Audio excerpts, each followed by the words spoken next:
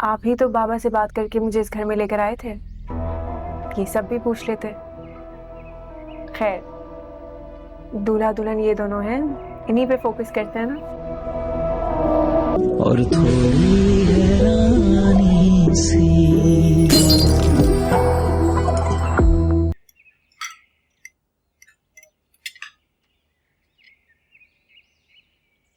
अरे आप प्लीज शुरू करें ना। अरे आपका बेटा नहीं आया? वो जरा मसरूफ है।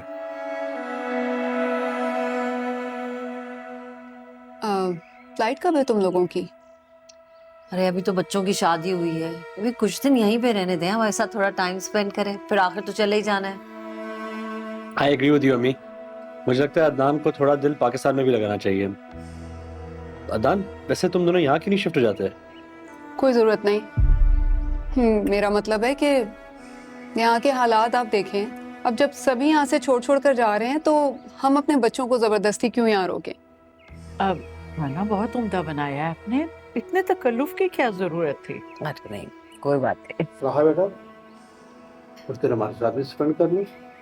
जब से आई हो बिजी रही हो। सिर्फ अपनी बेटी को ही दावत दे रहे हैं? हमने तो आपकी सारी फैमिली को बुलाया था। ऐसी कोई बात नहीं है, असल में बस जरा दिल उदास हो गया था, इसलिए कह रहे थे।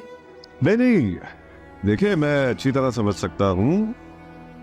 वैसे भी आप और ईमान और सालार की वजह से ऑकवर्ड सिचुएशन क्रिएट होने का डर है ना। लेकिन बात वियर्ड ही है।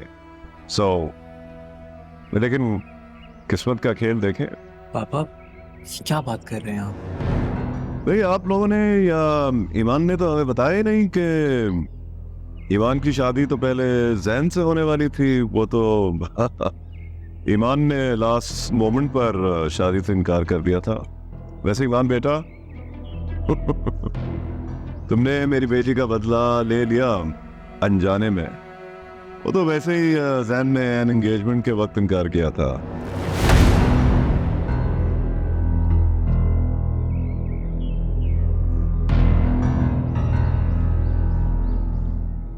वैसे हुआ क्या था? Dad, can you please stop? बात यह है कि बहुत सी चीजों में इंसान का जोर नहीं चलता, जैसे इंसानी रिश्ते। कहते हैं कि रिश्ते आसमानों में बनते हैं। उसकी क्या मसलहत है परवरदिगार की, हम तो नहीं जानते। बहरहाल आपकी किस्मत हमारी किस्मत से बहुत अच्छी है कि आपको ईमान जैसी बहू मिली। भाई बातों बातों में तो आप भूल ही गए, बहू को मुंह दिखाई में जो सेट देना था वो। क्या बकवास कर रही हो? कौन सा सेट? फजलो, मेरी ड्रेसिंग टेबल के ऊपर जो गिफ्ट बॉक्स पड़ा है प्लीज लेकर आना। और आप लोग प्लीज अपनी बेटी के लिए बिल्कुल परेशान ना हो। मेरा बेटा जो है ना, इसके साथ जो भी लोग जुड़े होते हैं उनका बहुत अच्छे तरीके से ख्याल रखता है।